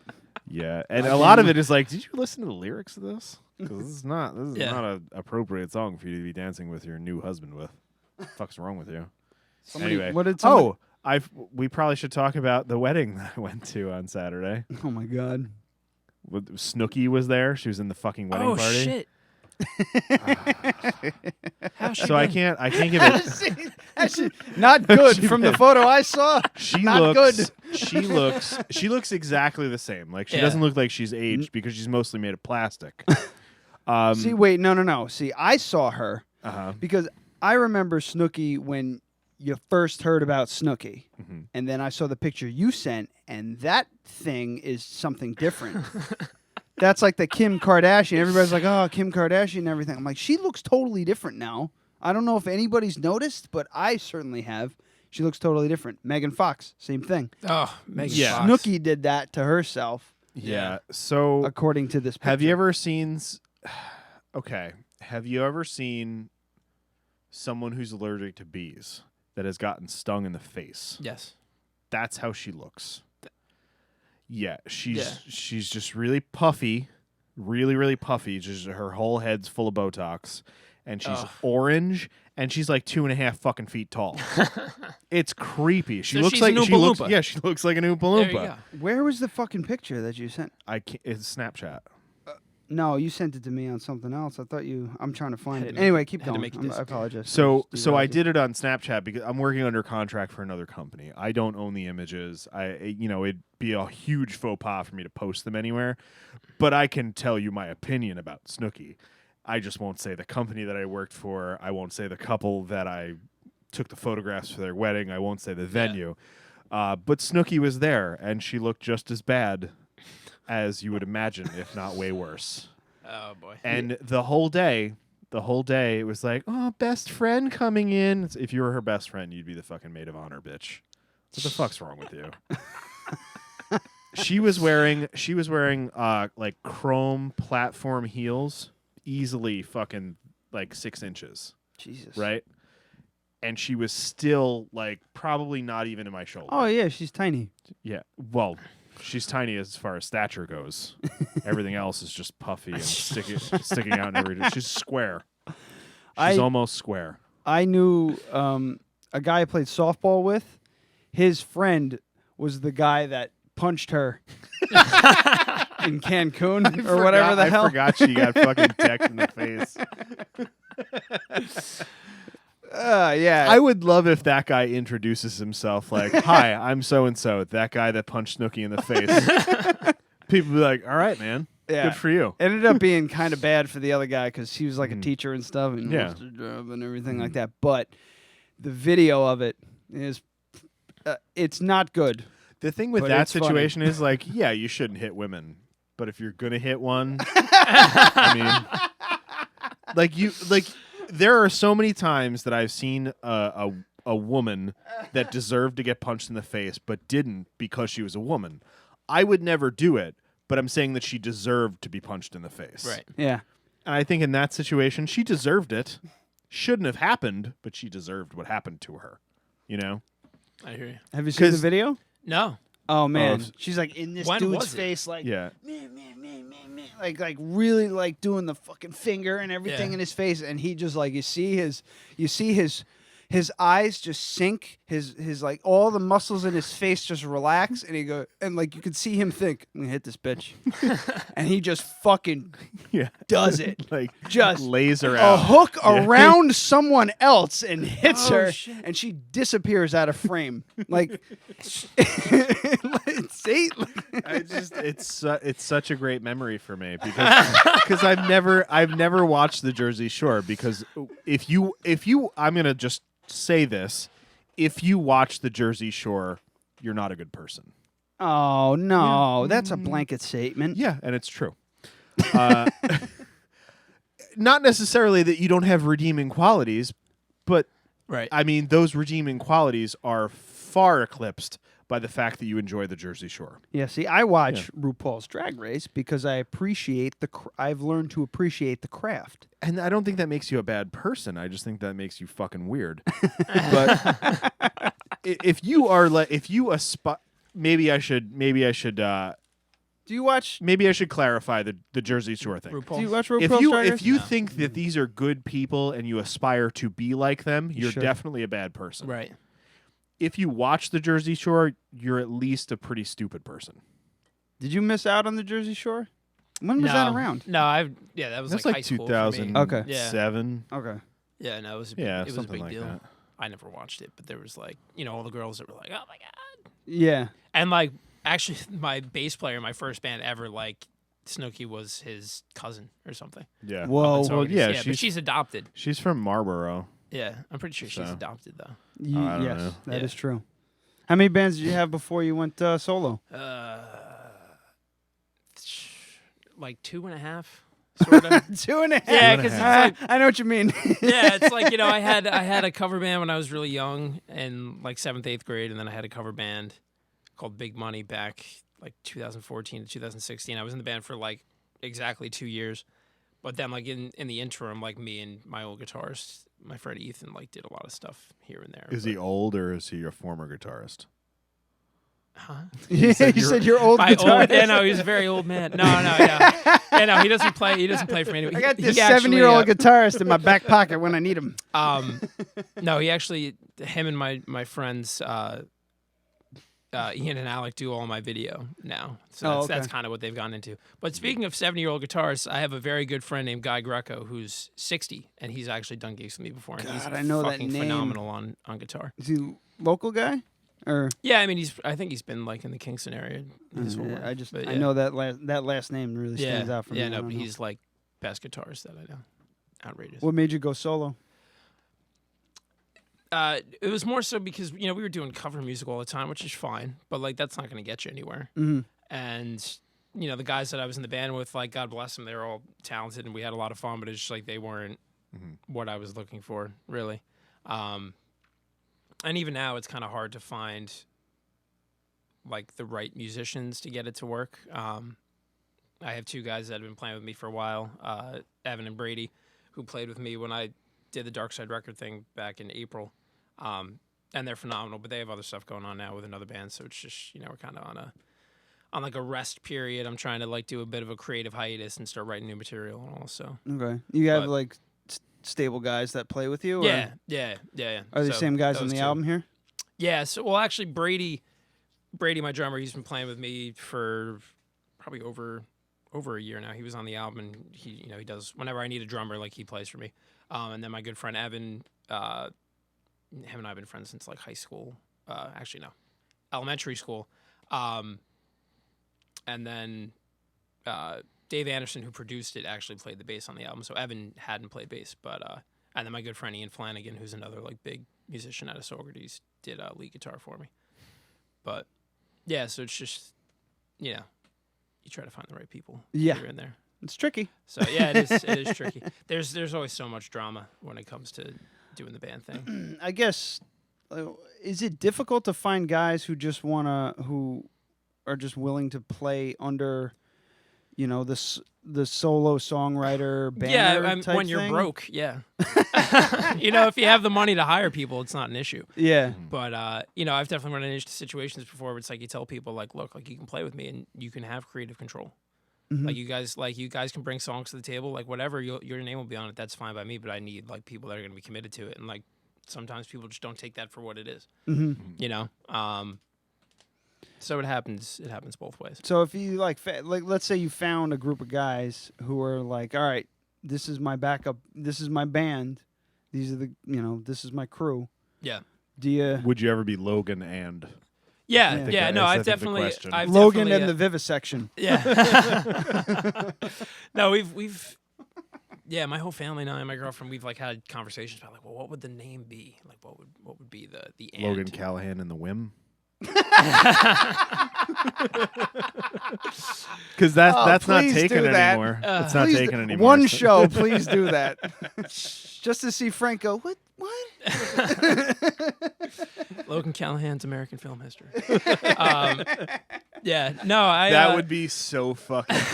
And like, no, you have to do one show as Logan Callahan and the Whim, and then Logan Callahan's American film history. It'd be like the fucking Prestige. You guys are playing across the street from each other. Yeah. Yeah. Clifford's on my side here. I fucking love RuPaul's Drag Race. Thank you, Cliff. Is he gay too? He is. Yeah. He is. Yeah. But he's like the sweetest guy in the world. Yeah. Maybe not there's anything wrong with that. Yeah. I love the gays. But it should be noted that he is. Yeah, and they are going against God's plan. Oh my God. Holy shit. Oh man, Foot that's in mouth. beautiful. Right. Thank Yeah. you, Clifford. No, I'm not gonna do it. Let's how about we listen to another song? Yeah, you want to jam again? Yeah, we'll do some more stuff. You wanna like rock out, bro? Brah. Holy shit. Yeah. Well, you don't need much. Huh? Nothing. All right, what are you gonna play right now here? Or what do you feel like? Yeah, I'm trying to figure out what song I'm gonna do. Because I could rock out, but I have another song, a newer song that I wrote. I'd like to hear a newer song if you don't mind. Yeah. If you feel comfortable with it. Yeah, no, definitely. All right. What's the name of this? The Real Thing. The Real Thing. Yeah. Is it a cover of Faith No More? No, song? yeah, it's not the Faith No More album. When I wrote the song, I was like, oh, that's the fucking. And I listened to their song, and I was like, this is great. Maybe you But should they're change completely different. maybe you should change it to The Real Thang. Thang. Yeah. Maybe that'll get you some hits. No, I figured The Real Thing would be good because then people like look for Faith No More, and it's like, oh. Yeah. Nah. And then they go, what the fuck is this? So you're turning What is this shit? the title of your song is clickbait. Yeah. All right, so this is The Real Thing. This one you've been Yeah. I wrote it a while back and been playing it. It's not on anything yet, so. All right. And I think this is probably the first So time I played this is it. a Dead Radio exclusive. Yes. Yeah? Goddamn right. Yeah, Kind of Dead like Radio. Awfully. Yeah. Mm-hmm. All right. Hit it.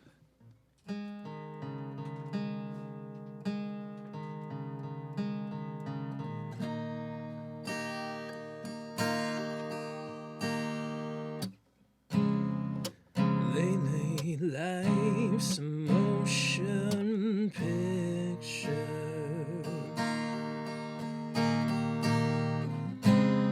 We're all captive in the theater.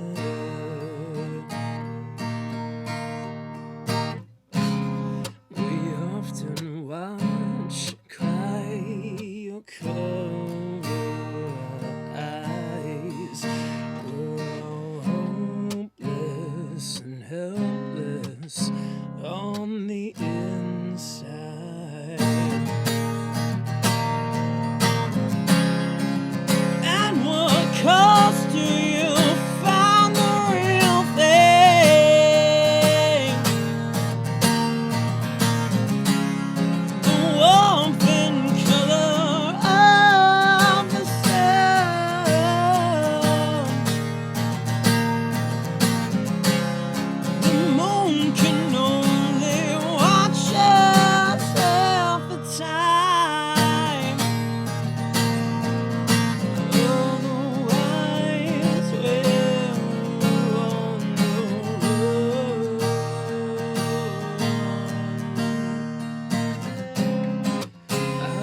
was taught all life was precious.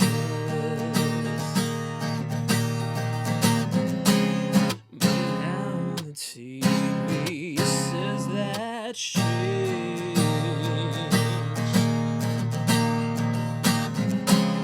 And every politician tells you that your skin and your hair and your prayer make you a prey. Oh, I can tell you I'm no hero, but the real thing is not their agenda on display. No, the real thing is love, affection, hope, and acceptance of your neighbor, stranger every day.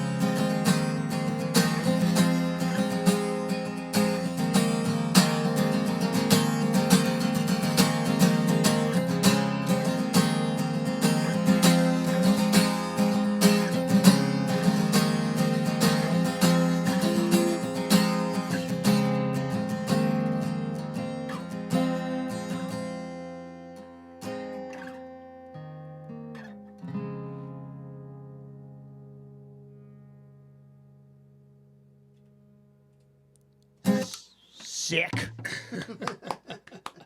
Dude, I wanted to clap, but I wanted to end clean. So. I like that. That's a really good one. I like that one a lot. Thank you. Yeah. Definitely.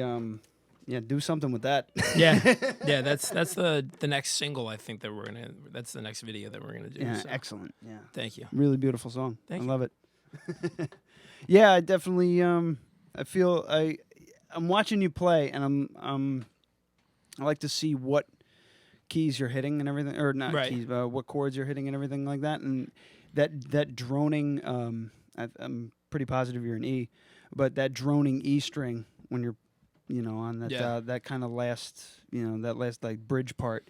That's the kind of shit that I like to hear. Like that, I like that sound of that bass line kind of rolling through the song. Yeah, kind of keeping the pace of it and everything like that. That's always been a big, a big get for me.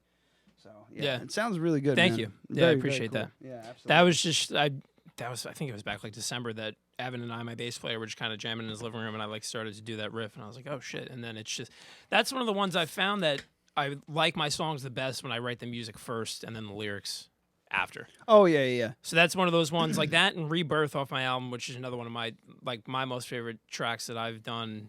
Is like it started out as an instrumental for like, months and months and months, and then it's like I couldn't find the right words to it, and then you finally like it, it hits you one day, and you're like, oh shit, and then, yeah, I'm still trying to figure out, the whole songwriting process, what's the best way to do it, and I think you're on the right track. That's how I always used to play. I just did. Better than anything he ever did. Yeah, certainly.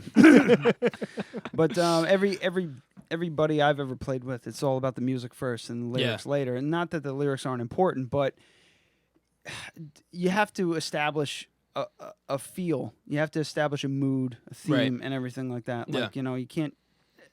I mean, I don't know. Some bands you can almost hear that they made this song according to the lyrics, right? And it just sounds. Aerosmith. It just sounds bad. It just doesn't sound right. It's not weird. that it's bad. It sounds contrived. Yeah, exactly. Yeah. But then you have bands like The Doors, who wrote the music and the lyrics separately, and then figured out which ones fucking fit together. Yeah. The puzzle piece kind of thing. Yeah. I've done that where I've like written stuff.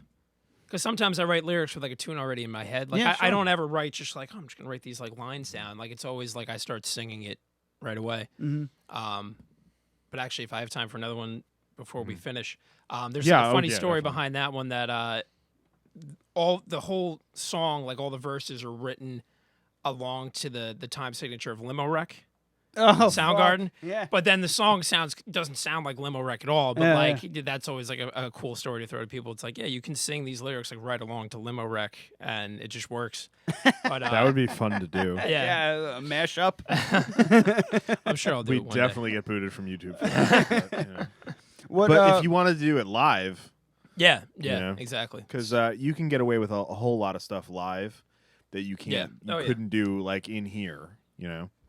Yeah, so that might be kind of cool to do a mashup between the two. Just do it live and have it be just different enough that you're not going to get the bots aren't going to get you on fucking YouTube. Yeah. So the real thing, what is it about? Where did it come from? You know. Yeah, I mean, I was just like in the shower one morning and just kind of like thinking about something probably stupid had popped up on the news. Because I have another song that I wrote back after like I think it was the Paris bombings. And that one's kind of evolved over the last few months too, where I just keep adding verses about like whatever the hell's going on. I don't find myself like a very political person as far as like my day-to-day life. I vote and whatever the hell else, but like I think through music I'm starting to express that a little more just through certain things. It's kind of hard not to. Yeah, I mean it's just kind of a reflection of like the times now and how just everybody's kind of butting heads over shit that doesn't really matter. Mm-hmm. I think everybody's trying to find, what makes you happy. I guess that is the real thing. I don't want to be so corny as to use the title of the song. Yeah, I mean, it's just a reflection, I guess, of, how I think things have been going lately. And, I had the politician line that I kind of just love to belt because it's like, your skin, your hair, your prayer, whatever, like everybody's going to judge you for ridiculous shit that really doesn't matter when it comes down to it. So, it's just about acceptance and moving forward. Yeah. So it's just about not being a prick. Exactly. Yeah. Yeah, you should change the song to "Don't Be a Douche." Don't be a prick. Yeah. Very cool, man. I don't know where we at. We're at 136. What do you think? One more and. I definitely would if you got another one. Yeah, another one. Yeah. Like to play us out. Yeah. Sounds good. Cool, man. So this is the last track on the album. Rearrange. Yeah. The hit, the big one. This is the one I've you like seen. That one? The YouTube videos and everything like that. I see. That's the one you played on DST. Yeah. Yeah, I played a couple songs at DST. We did a Todd Rundgren cover when we went and did that. Todd Rundgren. I don't know who that is. I know who it is, but like vaguely. Yeah, I know who it is. I know he's. Yeah, that's like my dad's favorite musician. So we did a brief one of his tunes and actually MK, who is the host of the show that we played. MK. She loves him. So we we did that. But MK, I mean this MK one, Pottenberg. Yeah, no, I Billy's know who sister. it is. Yeah. Just give her full name. Who cares? Isn't it Burnell? Isn't her last name Burnell? Well, she might be married. She definitely not. I haven't seen her in like 10 years. It could be a completely different. It's probably a different MK that works for the same radio station. Maybe, yeah. A different She's MK young. that works She's for like, the same radio station is very unlikely. If you haven't seen her in 10 years, she's like my age. Oh, then it's a totally different. It's a totally different person. And you're assuming her gender, so. So yeah, there's a totally different MK that works for that radio station. That's really funny. Yeah. Yeah. There's actually. What's that? There's Ethan right now. That's my my like resident video guy, one of my best friends. All right. Creative Frame Thanks Productions. for checking. Ethan Yeager? Is that his name? Jaeger? Jaeger Bombs. All right. Pretty sure he's saying that wrong. Ethan, your name, you're not saying it right. Well, because that means it means hunter in German, and it's pronounced Jaeger. Sorry, Ethan, but you're saying your fucking name wrong. All right, cool. Man. So this is Rearrange. Yes, this is. If I didn't play this one for my girlfriend, she'd probably make me sleep on the couch tonight. Aw. So. Real quick, is this Is this for her? Is this about her? Or is it definitely just not. No, she's just her favorite? She's a big rocker, so she likes this one because it's just, all right. it's like the most like in your face song on the album. So nice. Yeah. All right, get all up in my face. Maybe I'll just start singing Limo Wreck. Who knows? All right, here we go.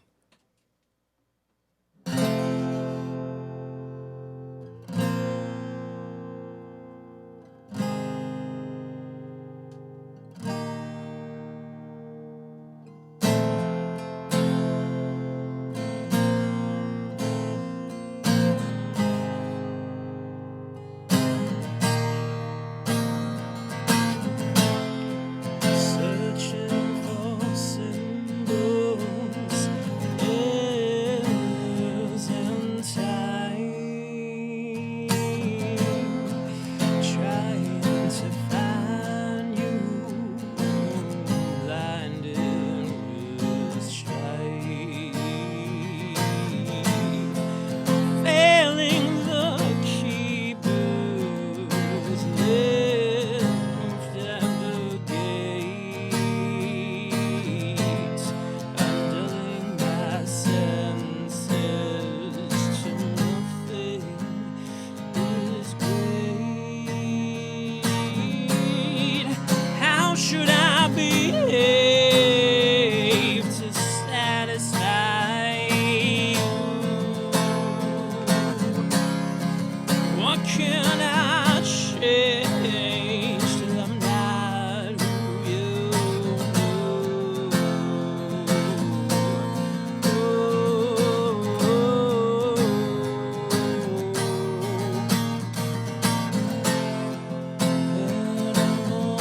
Metamorphosize, I'm cracking my cocoon. Falsified prophets are scratching their wounds. Oracle mothers make tarot cards. I'm cutting my veins with crystallized shards. How should I behave to satisfy you? What can I change that I'm not who you knew? What more can I rearrange before I form something strange?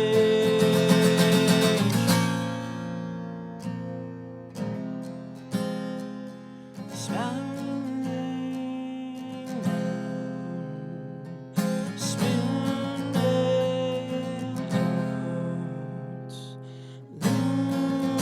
losing control, leaving my soul.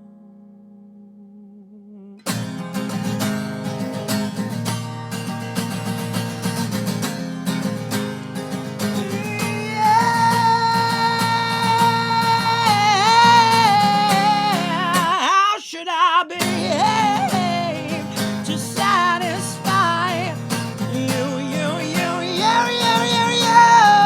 What can I change till I'm not who you knew?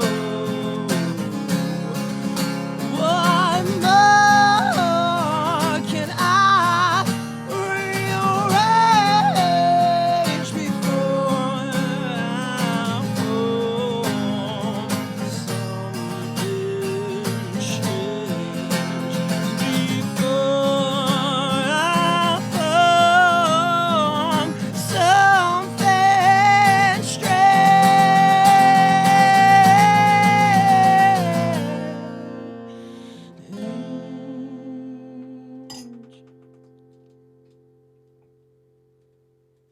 You just fucking ruined the end of the song.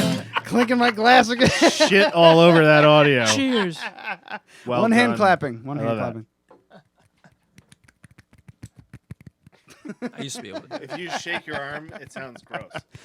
Oh man, I was fucking watching the vein in your neck just like Yeah, I start didn't even. pulsating. I didn't know that was a thing until like recently. My drummer Yeah. pointed it out to me. He's like, "You hit that one note," and I was like, yeah, "That's cool. That works for me." Yeah. You look like I you had look pointed like at the him and I Hulk. went like this. Oh man, sounds great. It really. Thank you guys. You fucking you bash that fucking thing. You Thanks. abuse your guitar, and I like it. It's a good thing. And they're made to be abused. Got to keep it in line. So it's awesome having you on the show, man. Yeah, it was awesome being here. Thank you guys very much. Really appreciate you playing and hanging out with us. It's Yeah. great. I just have to play this real quick. Just a minute. I have to check with the manager. It's because I haven't been drinking enough water. Yeah. That's good. Are you looking at the comments? Cole Martin says, "Nice." Yeah, it's my cousin. Nice. Nice. All right, so this is the For end all of our new listeners, a bunch of them. A bunch of them. Yeah. Thank you for. You did way more for us than we did for you. I appreciate it. Yeah, of course. So, I sent out like 55 text messages on the way here, just like. by the way, Good boy. Yeah. fucking making an event Yeah. was a really good idea, and I'm yeah. gonna do it every week. Do it. Yeah. Yeah. Because it's easy. Because then you can just put the link right there. Yeah. People, boom. I never thought to do. It's an event, and Amy was like, I can't go to this, right? I was like, you're not going. You're not going to anywhere. it. It's the show. Tuning in. 'Cause she's at work right now. Yeah. This is my girlfriend Amy. She's like, I can't go to this, right? And I was like, it's not a thing you go to. It's a thing you watch. Yeah. It's just yeah. That's what I posted on Facebook. I was Yeah. like, you can watch it anywhere. Yeah. Hold on. It's a fucking great idea, and it's another way for us to make people get a notification. There you go. Yeah. Just fucking spamming the shit out of everyone we know. I said some ridiculous shit though. I was like, you can listen to it in like the parking lot of your local Denny's. I think like, it's at outer space too. Yeah. I mean, they got the internet up there. Yeah. So, could you imagine if someone on the International Space Station was listening to our show? That's my goal. Forget about everything else. That's my goal now. Yeah, that's a goal. To one of the 7 people that's on the International Space Station, I want them to listen to our show. Yeah, this is the text I got from Adam. He goes, "Shit, making an event page isn't a bad idea for guests." And I wrote, "Yep, we're pretty dumb." 122 episodes. 123. When I saw you post it, it said of Logan Callahan at Dead Radio Podcast. I went, fuck! Why aren't we doing that? Yeah. So Well, I mean, stupid. it is a bunch of work. You can't just put it up. Yeah, I had to sit there and like You make have to the poster click and and you have to click through all the people you're going to invite. I could easily do that, though. Good. It's your job. You could honestly, I think, because Facebook is such a pain in the ass when it comes to events. It's awful for musicians and for Seriously anything. is. You could probably make a separate group of friends that you just have as like your Dead Radio people, and then you Yeah. could just select all. Because they're weird. Like Yeah. you can't select all for your friends. Because then you get over 120, Yeah. they're like, only invite people that you know are going to come. And it's like, Yeah. fuck you, Facebook. Yeah, Like this is fuck what you, you're Facebook. for. Yeah, it is what you're for. Pieces of shit. Like they stopped letting you do all caps in event titles. Because I used to do that all the time. Because it pops out, and they're like, No, can't. it's They're too like, much. hey, stop yelling. exactly. All right, so it's Logan Callahan. It's at Logan at Logan Callahan Music on Facebook and Instagram. LoganCallahan.bandcamp.com. Check out his album All My Mistakes. You got any gigs coming up? I didn't see anything online. Yeah, because I didn't want to announce stuff because I don't want to bombard people. I'm actually playing Friday at Station Bar in Curio in Woodstock. Okay. And then Saturday, my good friend Katie Hofstadter is releasing an album, so I'm playing a set at her party Very good. at Bella Luna in Saugerties. Very cool. So if you're in that area, hit us up. If you're Give me a listening shout. and you're in the Kingston area, Kingston Saugerties area, at Logan Callahan Music on Facebook. Boom. That's how it's done. And this is the point of the show. Adam has been compiling a list of show titles. And It's a little limited this week. This is a fairly serious show. fairly. I remember cackling quite loudly. No, I know, but Loudly? you got to try and pick out those inappropriate moments that sound really funny out of context, and there wasn't a ton of it tonight. Okay. But I think we got some winners. All right. So we have multi-instrument piece of shit. Which fits the theme of the show. That was the first one. The first one's the hardest one. Just picking out the first one to start the list. Then we have It Moved a Little. It did. My Underwear Habit. Hello, Mr. Bosch. Solely. and Gavin's Crib. Ah. I think it's gonna be multi-instrument piece of shit. Yeah, I'm sorry, but we're gonna have to put to put a cuss word. I dig it. Yeah. In the title. But I do like My Underwear Habit. Yeah, that is definitely second. But why don't we hashtag My Underwear Habit? No, I'm thinking hashtag Gavin's Crib. All right. We have to make that a hashtag. And My Underwear And Habit. maybe we could hashtag do. My Underwear I dig Habit this. too. You guys are so organized. Maybe we could do a produced video where Gavin does an episode of Crib. Holy fucking shit! Yeah, right. Holy fucking shit! Hang on a second. There is a good possibility. So Shot the wall for shot Rick Astley? Yeah, so Oh, this man. is the wall of things we say we're going to do but don't. It's all these things that we want to do for the show that we say we're going to do and then we don't. And to be honest, one of them is going to get crossed off at the end of the month. I'm not going to tell you which one. Ooh. Okay, so one of them is Don't Write So Big. I ignored that one. That one's staying up there yeah, forever. so one of these may be crossed off at the end of the month. I'm not going to get my hopes up, but they have confirmed that they're coming on. So, yeah, check out the show in 2 weeks. 3 weeks from today. I don't fucking know. 2 weeks from today. Yeah, July 31st. We got a major show. After the mediocre show that Adam's going to be on, we're going to have a huge guest. Crazy good guests. Let's see. I have it all on my telephone. Yeah, in my telephone. Next week we have Lou Agresta. So it's 3 weeks is the one that I'm thinking of. Author of Club Anyone. A really great sci-fi novel. I fucking really enjoyed that. Yeah, he's a local guy. It's his first novel. Really fucking cool. And he's really into Kung Fu. Yeah. So I'm super excited about that. Yeah, and we're going to talk about Wing Chun. And not Wang Chun, Wing Chun. Stippling tattoos from where the fuck did he get that tattoo done? Oh, I don't know. He got one of those Papua New Guinea. Yeah, some. Yeah. It wasn't Papua New Guinea. But Like the old ladies, like. Yeah, it was. It's all stippling tattoos. Yeah. So it's like. It's not. It's very different. It's ting ting ting ting Yeah. ting ting. And his tattoos are fucking awesome.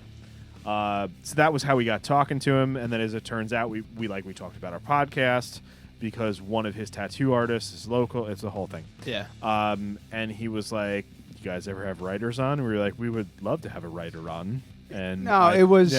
He literally went, "Hey, if you ever feel like having a novelist on, I'm free." I'm like, "All right, let's do it." Yeah. When can you come on our show? He went. But I read it. I read his book, and it was super super cool. It's definitely deep in like that sci-fi kind of cyberpunk genre. That's so cool. if you're into that, Yeah. you'll fucking love it. It's called Club Anyone by Lou Agresta, and I really enjoyed it. Where can you buy it? Amazon. The internet. The internet. Interwebs. Yeah. All right. I found it very easily. Just Cool. type in Club Anyone Lou Agresta, and you will find it, and it's super good. Where's your Before copy? you do That's that, upstairs. go to logancallahan.bandcamp.com and buy the album All My Mistakes, and then check him out this weekend in the Saugerties Woodstock, Kingston, Rammer Jammer. the Tri-Town area.